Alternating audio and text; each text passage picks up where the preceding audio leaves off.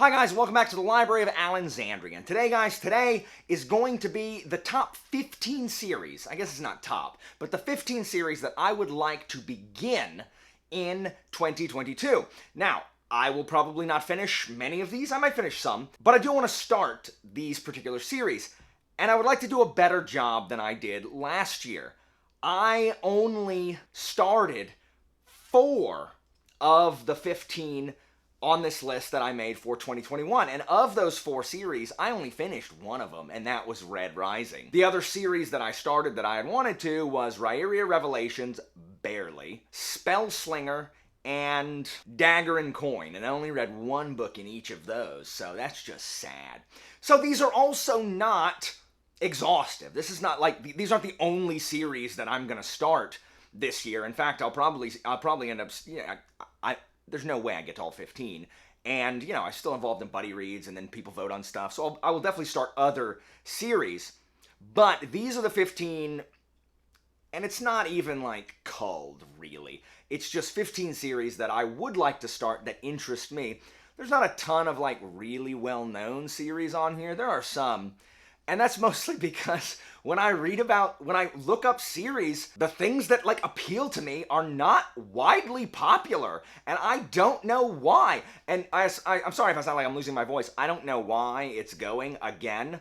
I am so terrified of losing my voice because how would I exist if I could not speak? But I'm hoping that some of you will be familiar with some of these. As I said, a couple of them are super popular. And I've also tried to hold this list to one per author. So that also might be why something that you would like to see or expect to see is not actually on here. So without wasting any more time, let's go ahead and get to these series. These aren't really in any order. I will probably tell you if I'm super pumped, but I didn't organize them. So of these 15, some obviously I would like to start more than others, but I didn't bother putting them into order. Forget that. So I think this first series may be the only one that makes a return from last year, and that is the Deathgate Cycle by Margaret Wise and Tracy Hickman. The first book is Dragonwings. So this is a 7-book series, which displeases me, really. But they're not super long. And the reason, this is maybe one of my highest prioritized ones, because I loved these books when I read them. I've read through them twice, but certainly not in the last 20 years. But the character of Haplo, who is the main character in this series, still stays with me as one of my favorite, one of the most three-dimensional kind of nuanced characters in fantasy. And it's very strange because Wise and Hickman wrote the Dragonlance Chronicles, which have not held up. So I want to see if these do hold up.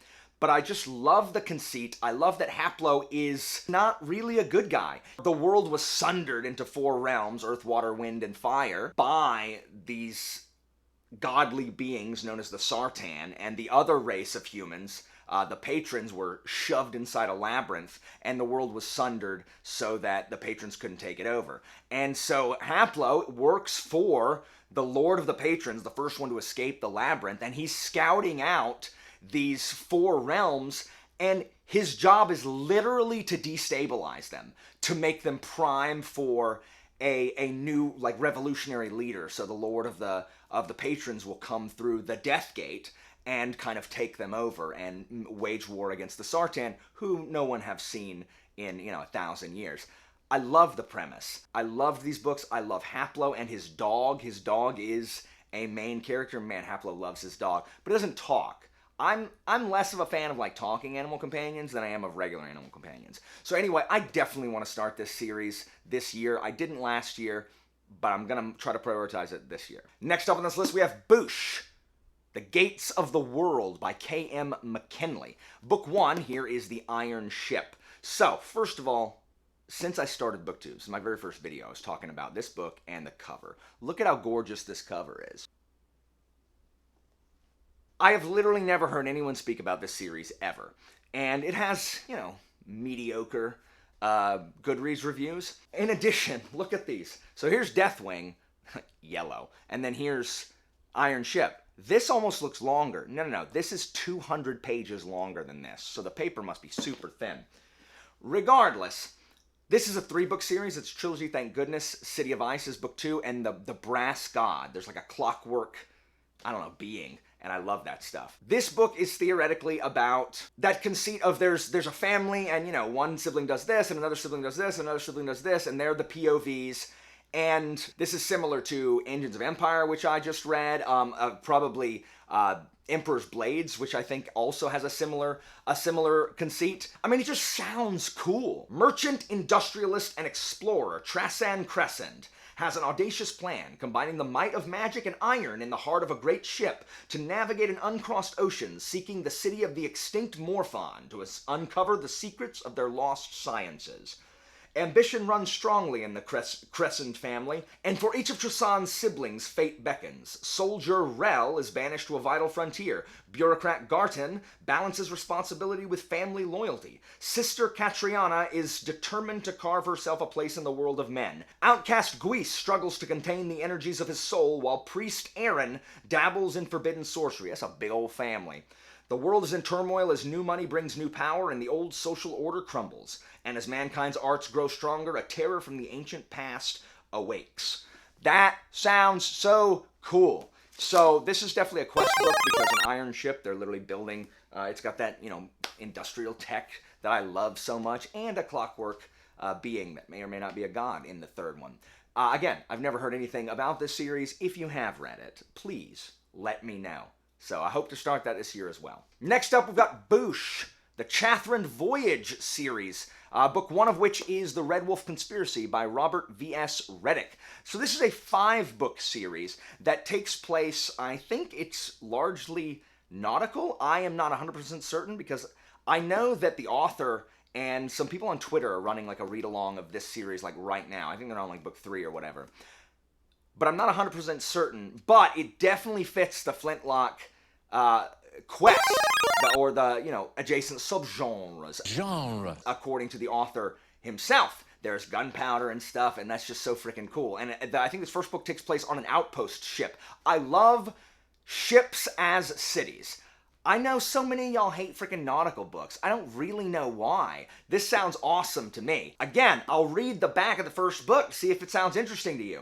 600 years old, the imperial merchant ship Chathrand is a massive floating outpost of the Empire of Arkwall, and it is on its most vital mission yet, to deliver a young woman whose marriage will seal the peace between Arkwall and its mortal enemy, the Mizithran Empire. But Thasha, the young noblewoman in question, may be bringing her swords to the altar, for the ship's true mission is not peace, but war. A war that threatens to rekindle an ancient power long thought lost. As the Chathrand navigates treacherous waters, Thasha must seek unlikely allies, including a magic-cursed deckhand, a stowaway tribe of foot-high warriors. Hold on, is it the Not McFeagle? And a singularly heroic rat, and enter a treacherous web of intrigue to uncover the secret of the legendary Red Wolf. Just sounds freaking cool. At sea. I don't know how many of the books take place at sea, but the series is called The Chathrand Voyage, so it's probably the voyage of this one massive ship. If you've read this, let me know. Also sounds cool. Guys, I told you there's going to be a bunch of series on here that nobody ever read, nobody talks about. So please, prove me wrong and let me know if you've read these. Next on the list, we have Boosh, the Fencer Trilogy by K.J. Parker. Book 1 is Colors in the Steel. And so I'm reading Parker pretty much every month with my friend Zara, and I will probably read more than that. I will definitely read more than just this for Parker. But when we finish the standalones, we have 2 more left. We have The Company Man and then Savages. We will probably be working on his series. And so this is his first published work, Colors in the Steel. It is the Fencer Trilogy. I have heard it is extraordinarily depressing. In fact, most of the terrible reviews on Goodreads that have it say, I thought this was going to be fun, and it wasn't. It was horrible, and my soul is crushed. Don't read this. And I'm just like, what? How could it be more? I mean, did he get less soul-crushing as he wrote other books? Because there are varying levels of crushed soul in other Parker works, for sure. But this takes place in that shared universe that Parker always writes about, and is about fencers who solve problems via it's about lawyers who solve problems via fencing. I love Parker. I am trying to see, really, there's only been one of the 4 Parker works that I've read that is kind of difficult to get into, that it really is like for Parker professionals as opposed to people just sampling him. So I'm going to see if this is a place that you could start or if this is for the more seasoned Parker vets. Next on this list is Boosh, the Threadlight series by Zach Argyle. And this is a series that, nay faith, let not me play a woman, I have a beard coming, jumped to the top of my pile because, one, many of my friends on BookTube have been reading this and have really, really enjoyed it, as well as the fact that I know and would like to think I am friends with both the author, Zach, and his wife, Hillary, whom you may know as Bookborn, and they're just such wonderful people. They are incredibly kind, intelligent, hardworking people that I just really love interacting with. Couple that with the fact that book 3, Zach has revealed the title and the cover, Bonds of Chaos, and it is coming out in August. I figure it'd be a good time to go ahead and start this and finish this series as the third one's coming out. Because again, I've heard really, really good things about this. This is about, I don't actually know what it's about. I just know what my friends have been saying about this series. So let's find out together, shall we? How far will a man go to protect those he loves? Pretty far, I imagine. While preparing for the birth of his first child, Chris Valerian, that's a good name, Valerian, savior of the Roman Empire, restorer of the empire? No, that was Aurelian, never mind. Is tasked with uncovering the group responsible for a series of missing threadweavers, those able to see and manipulate threadlight. With each failure, the dark voice in his head grows louder, begging to be released. A young girl from a secret city in the center of the Faerun Wild veers off course to explore the streets of Alkia. She never expected her journey would end in chains. Far in the deserts to the south, a young man's life changes after he dies. When Chris learns who is responsible for the missing threadweavers, they come for him and his family. He must do everything in his powers to protect those he loves, even if it means trusting strangers or worse, the dark voice in his mind. Together, they will change the world, whether they intend to or not. And this was a Spiffbo, self-published fantasy blog off. This won like 4th place last year, whenever it was entered. I've just heard such good things, and I want to support the author, who you should definitely check out his friggin' website, and he has done the freaking coolest thing, which is post like financial transparency since this is self-published, and that is the coolest freaking thing. I've never seen anybody do that, and I'm fascinated by it. I'm like, oh my gosh, it costs that much to publish a book? And oh man, it's just super interesting. If you are not already subscribed to Bookborn, you should be. And if you're not following Zach on Twitter and Instagram already, you definitely should be. I'm definitely hoping to get to this series this year. Next on my list, though I'm sad about it, is Boosh, the Divine Cities trilogy by Robert Jackson Bennett. This starts with City of Stairs. I've heard really good things about this series. It takes place in like a city of dead gods, and someone's been sent to investigate, so it's kind of like a mystery, and each of the 3 books, I think, uses a different POV character, but they're all in all of them, I think. I know that my friend Jessie May read it, and she's usually a good barometer of whether or not I'm going to like things or not. We tend to like a lot of the same stuff in fantasy. And I know Vish read these, a bunch of people have read these, and they have loved them. And they're also pretty short. My problem is that it's by Robert Jackson Bennett. And if you're a longtime follower of this channel, you will know that two of my 3 losses in challenges on this channel have been from Robert Jackson Bennett titles. And it's not even funny. It was a complete accident. I lost to Shorefall on the first one. Honey, I have no idea. What book is this? You want me to tell you? Yes, what is it? Shorefall?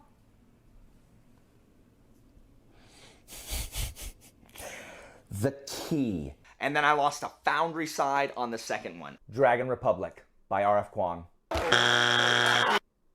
No. The Burning God by R.F. Kuang. No.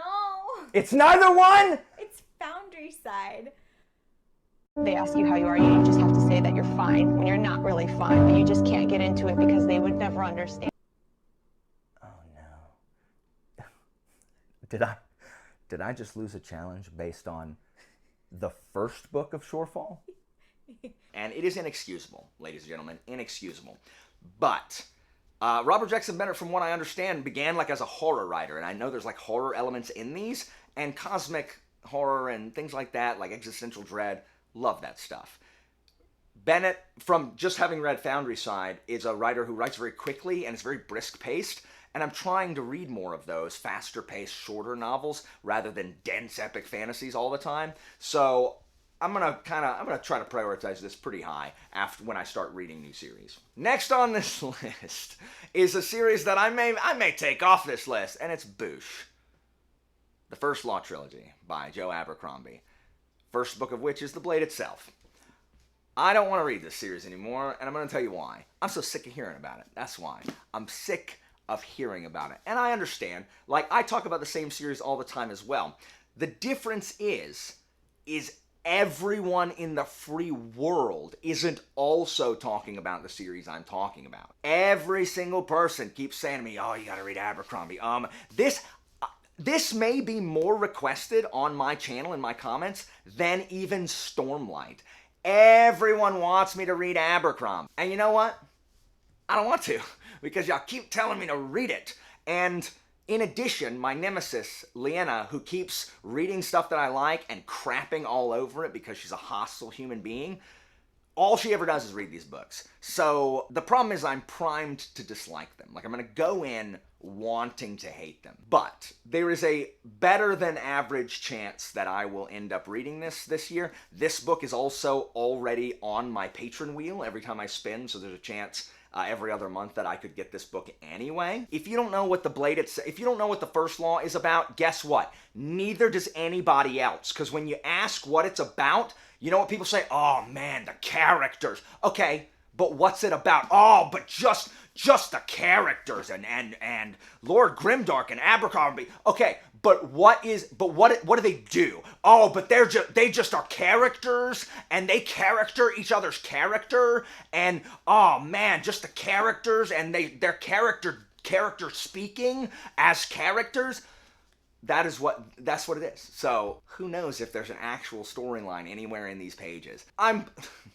I'm being hyperbolic. Before you, like, pop your collar, turn the light off, and in the dark, with the light of the computer screen, say, how dare you insult our Lord and Savior, Lord Abercrombie?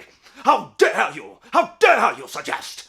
Like, before you do that, I'm being hyperbolic. But there are many people who know my taste very well who think that I am going to really, really like the First Law. The problem that people say I may have with it is that the characters aren't redeeming. They don't have any kind of, like, virtuousness, like they don't have any virtue or whatever, and it's hard for me to root for characters who don't have any redeeming qualities. So who knows, but here it is. So it is on my list, guys. It is on my list. Next up we have Boosh, the Dandelion Dynasty or Dynasty by Ken Liu. This book has been recommended me strongly by my wonderful friend Charmaine, who by this point certainly knows the things I like. This is like dubbed silk punk, but it is Asian inspired, and it has that steampunk kind of vibe. It is that tech. It's like one of our quest books, and it has political intrigue and military stuff. Charmaine has recommended it to me just uncategorically. And Charmaine knows the stuff I like. Like, she wants me to continue reading Ember in the Ashes, but she knows that, like, she wouldn't actually recommend that to me. She doesn't like that. So I do trust Charmaine. Andy and Bookborn as well have told me that this series is fantastic. This is high on my priority list as well. What is going to stop this one from being jumped on immediately is its length. I'm trying not to read books that are freaking 700 pages, like, at a clip. Like, the first one is 600. I know the other ones are going to be longer. They always are. But I'm super pumped to read this. If you don't know what this series is, listen to this. The archipelago of Dara was once divided into 7 kingdoms with shifting alliances and constant battles, a tempest of diverse dialects and cultures. When a relentless king united the 7 lands into one empire, some thought it would bring peace and end the turmoil. Instead, it brought stagnation and suffering, the anger of the gods, and finally, a rebellion. Kunigaru is a wily bandit who is more concerned about being well-liked than his affairs of the empire, until he meets his match, Ja. This free-spirited daughter of a well-regarded family sees greatness within Kuni. Driven by Ja's love and touched by the grace of the common people, Kuni sets out on an unlikely path to heroism, and perhaps a daring wager against the gods. And there's more, but at the bottom it says fans of intrigue, intertwining plots, and epic battles will like this. If you've read this book, this is a pretty well-known series, but I haven't heard a ton of people talking about it. So if you read this, let me know. Will I like it, and should I prioritize? Next up, we've got Boosh, The Tales of the Kedijay by Chris Wooding. And so I think there are 4 books in this series. Book 1 is Retribution Falls, and this is about air pirates. It's about an airship captain who, screws something up, and then hijinks ensue. And the airship captain, he becomes the most wanted man in the whole empire. It's a quest book. It is steampunk. It is as steampunk can get. And I love airships. And it just sounds like it is going to be a blast. I don't hear a lot of people talking about this. Chris Wooding, I hear way more people talking about The Ember Blade, but honestly, I'm more interested in reading this series. 1, it is complete. 2, it is shorter. And 3, I am much more drawn to airships and steampunk kind of aesthetic than I am to send-ups of like classical fantasy. So I'll probably be starting this one pretty soon as well. Andrew, who gifted me this book, thank you so much, wants to do a buddy read of it also. All right, next we've got Boosh. This is the Monarchies of God series by Paul Herney. So Herney is probably more famous for the 10,000. He wrote a book about historical fantasy, about the Greeks and the 10,000, the Spartans, etc., etc. But this series is 5 books, but it's contained in 2 mass market paperbacks. You can't find the individual books anymore. This one has the first 2 books, and the second book here has the final 3. This is the one that appeals to me the most. It is about a holy war. It is hard to describe, but it just sounds awesome. It's got that technology that fulfills it as a quest book. Many of these are quest series, if you weren't aware already. And each of the books is only about 300 to 400 pages, which is cool. If you haven't heard of this series, let me go ahead and read it for you as well. The Western world is burning. For Richard Hawkwood and his crew, a desperate venture to carry refugees to the uncharted land across the great Western Ocean offers the only chance of escape from the Inceptine's pyres. In the east, Lofantir, Abilene, and Mark, 3 of the 5 Remusian kings, have defied the cruel pontiff's purge and must fight to hold their thrones through excommunication, intrigue, and civil war. In the quiet monastery city of Cherabon, 2 humble monks make a discovery that will change the whole world. Ikir, the holy city, has fallen and now all seems lost, but even on the eve of destruction, the faithful still war amongst themselves. It just sounds so cool, but it also sounds really depressing. So it definitely sounds heavily political, heavily military. Again, holy wars are always just exhausting to read about. But I want to get to this series because this is really high on my quest list because of just the possibilities. Monarchies of God. If you've read this or heard anything about this, let me know. Again, never heard anything about this book. Okay, next. And this one's funny because I think my book haul will have come out before this, so I've already dealt with this. But next on this list is Robin Hobb. So I want to start Robin Hobb, right? But the problem is that, so here's Farseer, which is what everyone wants me to read. But this is Shaman's Crossing, the first book of the Soldier Sun series, which is her series that no one ever talks about because no one reads it because everyone says it sucks.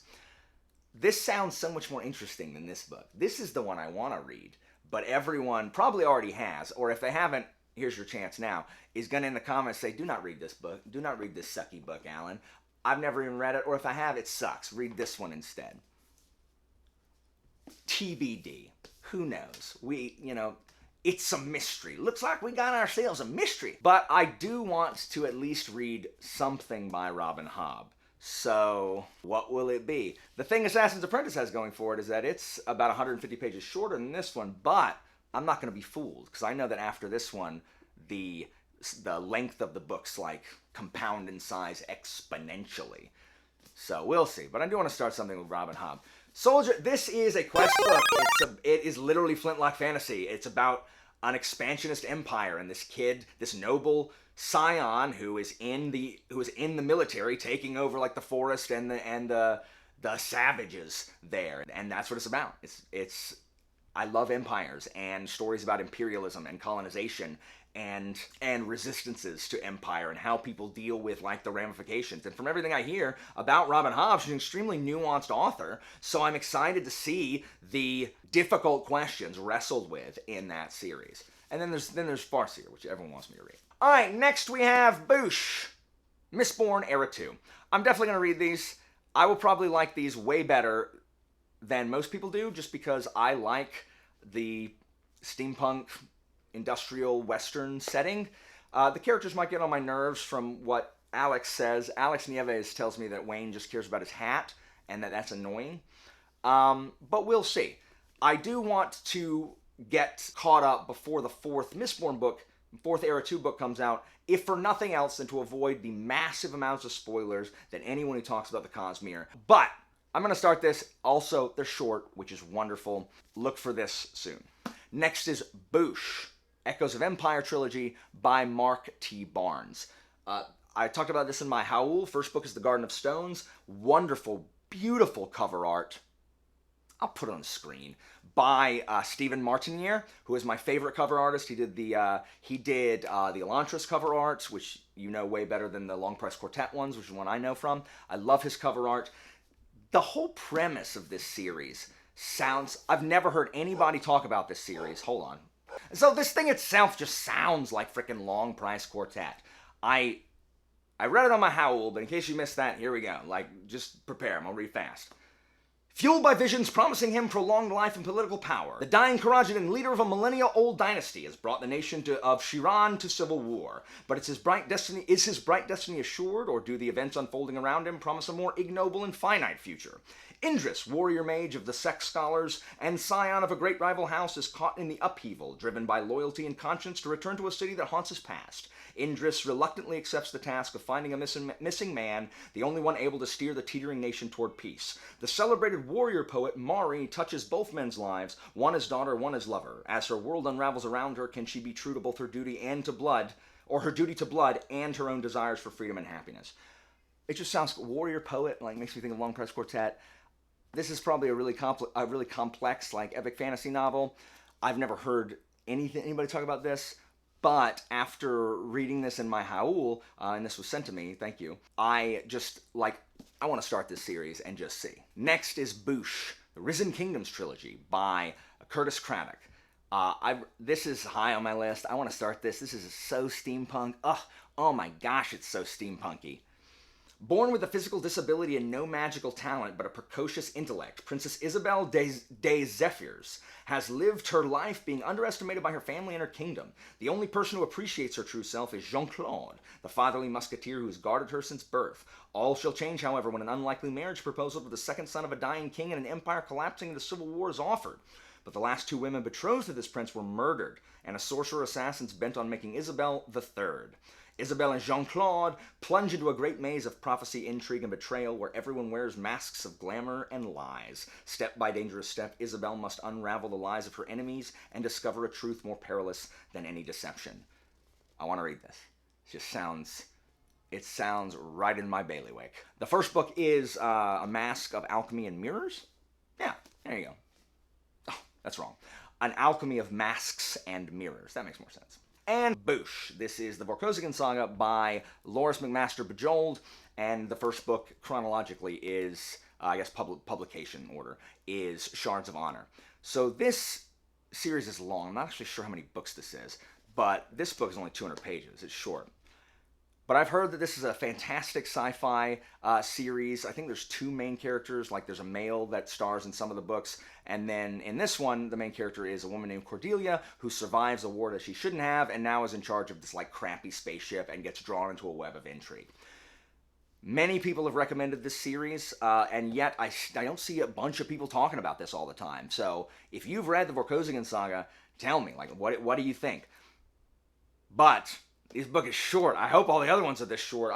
This has a good chance of me starting it. And finally on the list is Boosh, A Game of Kings by Dorothy Dunnett.